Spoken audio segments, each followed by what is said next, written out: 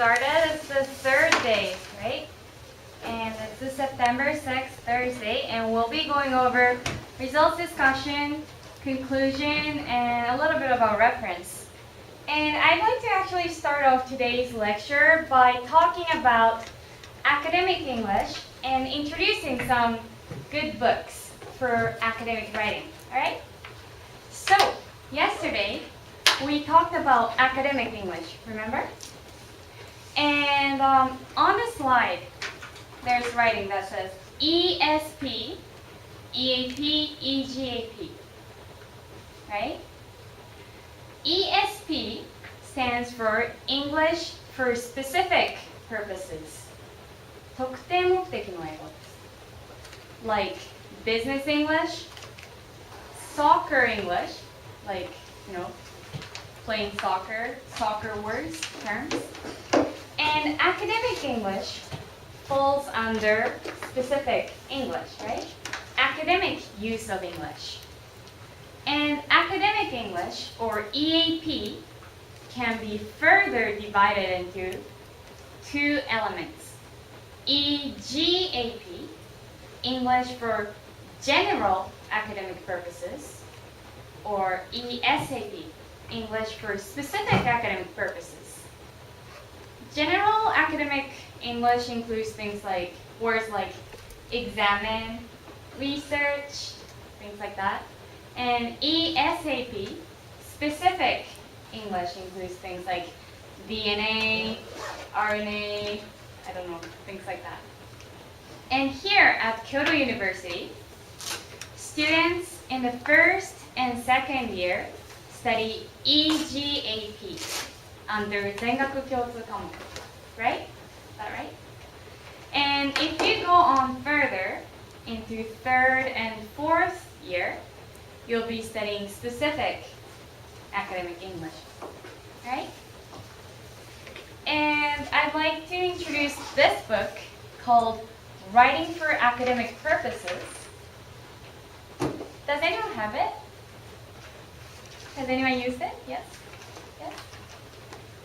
So it's written by Kyoto University professors for Kyoto University students. So the audience of this book is you, right? It's really interesting. And this is for first and second year students to know about English for general academic purposes, right? And chapters of this book include, sorry it's really small, things like academic writing. The first red letter says research papers, vocabulary, academic writing, things like that. And in part 3, the third section, you see Kyoto University, right? Sorry. So this book includes a chapter about practices at Kyoto University. So it's really interesting. And have you seen this book? Yeah? Does anyone have it? Yes? Has anyone used it? Yeah? And this is also an academic English sort of book. But this is on vocabulary, right? And English for general academic purposes. So EGAP vocabulary book and EGAP writing book. So these are from Kyoto University for you, right? And another book I'd like to talk about is this one, Writing Academic English. And this is more basic, easier book, but this is really good if you're writing a report or essays for class, right? Has anyone done or heard of paragraph writing? Paragraph writing? Yes? Has anyone done essay writing? Yes? Have you heard of rhetorical modes? Right? And this book explains those basic elements of writing really well. So even if you are really good at writing and you'll be writing research paper rather than a small report, this book is really good for building your basic writing skills. And this one is another really good book. It's called Academic Writing for Graduate Students. Graduate students like me, right? So this one features more difficult skills like definition, 定義文, or summary, 要約, or critique, and finally aims to write research paper. And those are really important elements for writing a research paper, right? You have to define something. 何かを定義しなければなかなか始まりませんよね。And you have to summarize something. 要約。先行研究を要約するところがいりますよね。And after that, you have to critique. 先行研究に足りないところ、ギャップだったり、隙間っていう言い方で加藤さんが言ってくれたと思いますけど、You have to critique. ここまではできてて、ここまではいいけど、ここが足りひんとか、このやり方があかんねんっていうことは言わない。So this book is really good for learning about those kind of skills. Right? And finally, if you are a science kind of person, if you're doing, I don't know, engineering, biology, that kind of things, this book is for those students to write academic papers in science.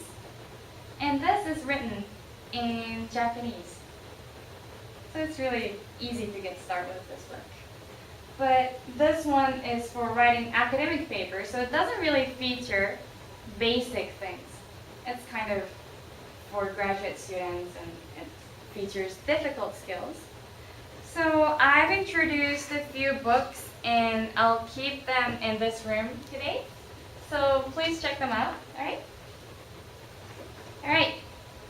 ということでですね、また今日もリザルツと、なんだっけ、ディスカッションのところを始めていければと思います。で、今日は皆さんには、主に自分の分野の論文っていうのをちょっと見てきてもらってるので、それについてちょっとまとめてもらうっていう作業と、それが終わったらですね、それが終わったら、ちょっと自分とかなり分野が違う人を1人、2人捕まえて、その人の分野について聞いてみてください。